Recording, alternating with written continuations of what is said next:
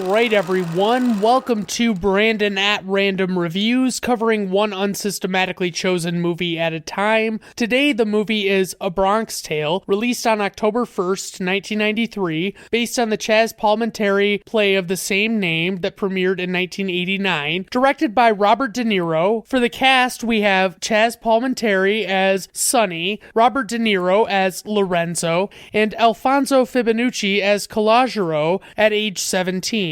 Just kidding, that actor that you've never heard of is actually named Enzo Rossi. No, but seriously, that guy's name is really Lilo Brancato, and I'm probably not even joking this time, but that dude is so forgettable that I like to believe that you'll never really be sure. Oh, also, Francis Capra portrays Calogero at age 9, and honestly, this kid is pretty decent as a child actor, which tracks with my only other familiarity with his career, arguably our culture's greatest film, Kazam, starring Shaquille O'Neal as a genie that lives in a boombox and also raps a lot to the delight of viewers everywhere. For the plot synopsis, a young boy grows up in a New York City neighborhood and forms his approach to life through the views of his old-fashioned working-class father and a local crime boss who takes him under his wing. Alright guys, let's just dive right into this motherfucking movie. This film tells the story of a kid growing up in the late 1960s named Calogero, who has a dad that drives a public bus for a career. He makes an honest living for his wife and son, has good values, and is a functioning member of society. Calogero eventually becomes acquainted with a local kingpin named Sonny, who makes a living through nefarious means, but is also wise and lives by his own code. Sonny understandably calls Calogero C because he recognizes that Calogero is annoying to say and is an overall stupid name. As C grows up, he is exposed to the views of both his father and Sonny, who not only have completely different lives, but view each other negatively for different perceptions of how they do business. This movie has largely racially charged themes and events, and C gets involved with a black girl named Jane, and the racial tension portrayed is the water through which the vessel that is their romance tries to traverse. I'm not gonna lie, I'm not sure if what I just said sounded as silly as I think, or if maybe it was like kind of profound or something. You let me know. I'd be remiss if I didn't mention what is honestly an incredible period appropriate soundtrack featuring many great artists from the 50s and 60s. The different well-known songs are laced throughout and perfectly complement the scenes that they are featured in. I mean, fuck, they even paid to get the song Come Together by the Beatles, and it's not even a shitty cover version.